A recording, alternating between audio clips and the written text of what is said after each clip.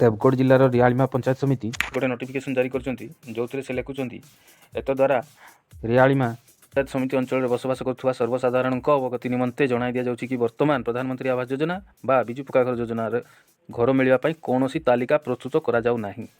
जेतेबेले तालिका प्रस्तुति करा जिवो किंबा हेबो से समय आपण मानकु विहित भाव में जणाई दि जाइबो। एणु आपण माने काहींकि प्रलोभन किंबा प्ररोचन पड़ी कौन प्रकार ठकामीर शिकार हूँ ना। तेणु कौन जनसेवा मो सेवा ग्राहक सेवा केन्द्र माने जनसाधारण को भ्रमित कर पंजीकरण करिवारे अर्थराशि दाबी करती ताहले यार सत्यासत्य जना पड़े से केन्द्र विरुद्ध में आईन अनुसार कार्यानुष्ठान ग्रहण करा। या अर्थ आपण मानकु जो जनसेवा केन्द्र में आपण माने एप्लाय करुछंती कहीकिना से जो आपन किसी अर्थराशि नौचंती तेणुक विरुद्ध में जदि जना पड़ा आपन कंप्लेन दे पारिबे बा जांच पर जना पड़ा जदि से सेया करुछंती तेणुक अनुसार कार्यानुष्ठान हम। तेणु आपण मैंने किए पड़िशा पकेला आपड़ से व्यतिव्यस्त हो आपड़ भी केमती एप्लाय करेंगे चिंता करछंती नाई। आपड़ अपेक्षा करूँ अति शीघ्र सरकार व्यवस्था कर संकेत बर्तमान मिल सारा। अति शीघ्र आपन को प्रधानमंत्री घर जगाई दि जाव।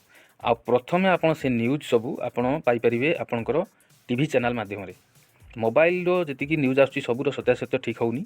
आपण टीवी चैनल जो रही आमर ओडिया चैनल से आप प्रकाशित हो जानीपारे एवं सरकार एति घर देवे बोली पंजीकृत आरंभ कले। ये किसी न्यूज पाइले आपड़ एप्लाय करेंगे बा से समय कौ प्रकार एप्लाय करा तार माध्यम आप जानीपारे। जमती कि आपड़ सुभद्रा योजना एप्लाय न होगा पूर्व आपण मैंने इनकम सर्टिफिकेट पान इत्यादि आप खर्च कर सारे जोटा कि खर्चटा जेन्युइन खर्च ठीक कर किंतु से खर्चटा दरकार नाला आपड़ ताको लगी पड़ी खर्च कले तापर कौन कौन सब कले किंतु जिते प्रकृत में कौ ढांचार दिज्व से ढांचाटा जो आसला से आपण हूँ एत कष्ट नाला बा एत खर्चांत नाला। तेणु सरकार ताको चिंता करी ठीक समय आपण मानकु ठीक खबरटा देवे। से बर्तमान ये खबर जानी था अति शीघ्र प्रधानमंत्री आवास योजना रे लोक मानकु घर दबा लगी इनक्वारी आरंभ हेबो तापरे आपण घर पाई परिबे। आपण एबे देखंतु सही बरकोट पंचायत समिति बा ब्लॉक रो 6/11/2024 रे लेटर नंबर 5341 रे गोटे नोटिस कराई समान नोटिस।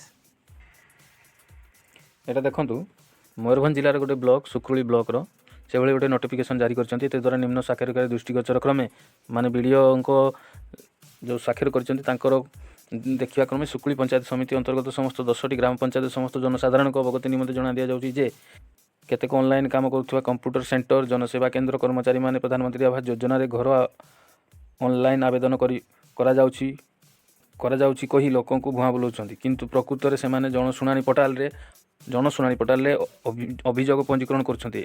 एथि सकाशे सेमाने जन पिछा 100-200 टंका नहीं निरीह लोकों को खर्चांत कराउछंती। प्रकृत रे सेटा प्रधानमंत्री आवास योजना रे नुआ घर पई ऑनलाइन आवेदन प्रक्रिया पई सरकार कौनसी निर्देशनामा आसी नाही एटा से क्लियरली कही दिछंती।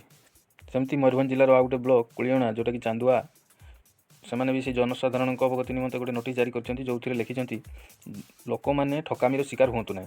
वर्तमान सरकार कौन पोर्टाल खोल जाए ना सेमती लिखाई। एत द्वारा कुलियणा पंचायत समिति अंचल में बसवास कर सर्वसाधारण अवगति निमंते जणाई दि जाउछि कि वर्तमान प्रधानमंत्री आवास योजना बा विजु पक्का घर योजना रे घर मिलवाई कौन तालिका प्रस्तुत करा जाउ नाही। जेतेबेले तालिका प्रस्तुति करा जिवो किंबा हेबो से समय आपण मानकु विधिविध भाव जणाई दि जाइबो।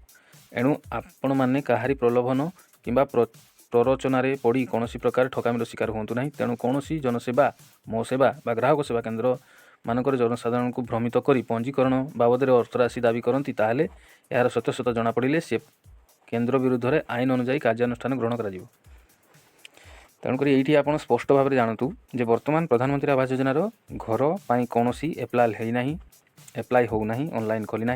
आप जहाँ भी एप्लाय कर गोटे जनशुणाणी पोर्टाल आपण मानकर समस्या सरकार जानापी गोटे ऑनलाइन सिस्टम बाहर कर जोटा कि जनशुणाणी पोर्टाल से आपणकर विभिन्न प्रकार समस्या आवेदन करेंगे जोटा सरकार जानीपारे ताद्वारा तार विहित कार्यानुष्ठान नियाजिवो। किंतु जो स्कीमटा बा जो सिस्टमटा आरंभ हो ना सरकार तरफ आरंभ हो ना से आप बेसी फलप्रद हो पारनि लाभवान किसी हो पारे जिते बाहर जमी सुभद्रा योजना आप बाहर आप एप्लाय कले आप है सेमती एबे जदि आपण एप्लाय करूଛନ୍ତି ସେମାନେ ଯେହେତु ଚାକିରି କରିଛନ୍ତି ସେମାନେ ଆପଣଙ୍କ ଘର ବୁଲି ଦେଖିବେ।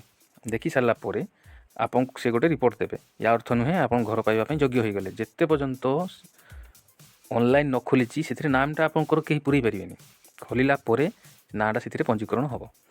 ଆଉ ଖୁସି ଖବର ଏଇଆ, ଆସନ୍ତା ଭବିଷ୍ୟତରେ ଅନଲାଇନ୍ ଖୋଲିବା ପାଇଁ ଯାଉଛି, ଆପଣମାନେ ଆପ୍ଲାଏ କରିପାରିବେ। କିନ୍ତୁ ତା'ର ପ୍ରକ୍ରିୟା କ'ଣ ରହିବ ସେଇଟା ଏବେଠୁ ଆପଣ ଆଶା କଲେ ଜାଣିପାରିବେନି। ସେତେବେଳେ ସରକାର ଯେମିତି ପ୍ରକ୍ରିୟା କହିବେ ସେଇ ପ୍ରକ୍ରିୟାରେ ଆପଣମାନେ ଆବେଦନ କରିବେ। ଆଉ ପ୍ରଥମ ନ୍ୟୁଜ୍ ଆପଣ ପାଇବେ ଆପଣଙ୍କର ନ୍ୟୁଜ୍ ଓଡ଼ିଆ ନ୍ୟୁଜ୍ ଚ୍ୟାନେଲ୍ରୁ, ଯେଉଁଟା ଟିଭିରେ ଦେଖୁଛନ୍ତି ଓଡ଼ିଆ ନ୍ୟୁଜ୍ ଚ୍ୟାନେଲ୍। ତେବେ ଆପଣଙ୍କ ମନରେ ପ୍ରଶ୍ନ ଉଠୁଥିବ ଯେଉଁମାନେ ଆପ୍ଲାଏ କରୁଛନ୍ତି ସେମାନେ କେମିତି କରୁଛନ୍ତି। ତ ତା ବିଷୟରେ ମୁଁ ଏବେ ଦେଖାଉଛି ଆପଣଙ୍କୁ। ଜନଶୁଣାଣି ପୋର୍ଟାଲ୍,